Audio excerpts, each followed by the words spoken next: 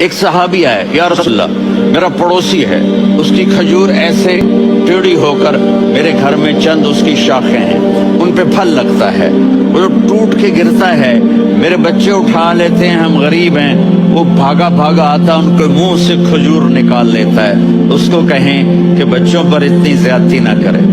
آپ نے اس کو بلایا، وہ منافق تھا، آپ نے اس سے فرمایا بھئی ایک سودا کرتے ہو؟ کہا جی کیا؟ کہا یہ کھجور مجھے دے دو اور اس کے بدلے جنت میں کھجور لے کے دوں گا۔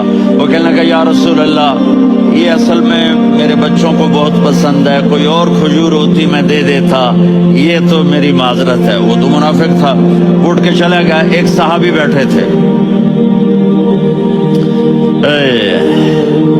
وہ کہنے لگے یا رسول اللہ اگر میں وہ کھجور لے کے دے دوں تو مجھے جنت میں لے دیں گے؟ ان کا نام ہے ابو الدحداح۔ آپ نے کہا ہاں تو مجھے لے کے دے دے میں تمہیں لے دوں گا۔ وہ اس کے پیچھے چلے گئے، اے بھائی کتنے میں بیچو گے؟ میں نے کہا جا میں نے اللہ کے نبی کو نہیں دی، تمہیں کیسے دے دوں؟ کہا اچھا بھائی منہ سے بول کتنے لینے ہیں؟ تو اس نے جان چھڑانے کے لیے کہا کہ اپنا سارا باغ مجھے دے دے، کھجور لے لے۔ باغ میں 600 کھجوریں اور یہ کھجور کسی اور کو دینی ہے۔ تو کہتا ہے پکے ہو، پھرو گے تو نہیں؟ کہا میں پاگل ہوں، میں پھروں گا؟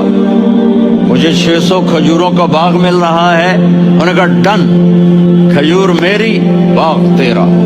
وہ بھاگے بھاگے آئے، یا رسول اللہ میں نے سودا کر لیا۔ کہا کیسے کیا؟ کہا سارا باغ دے کے کھجور لے لی۔ آپ نے کہا پھر میرا سودا بھی بدل گیا۔ کم من عدق رداح ودار فیاح لأبی الدحداح فی الجنہ۔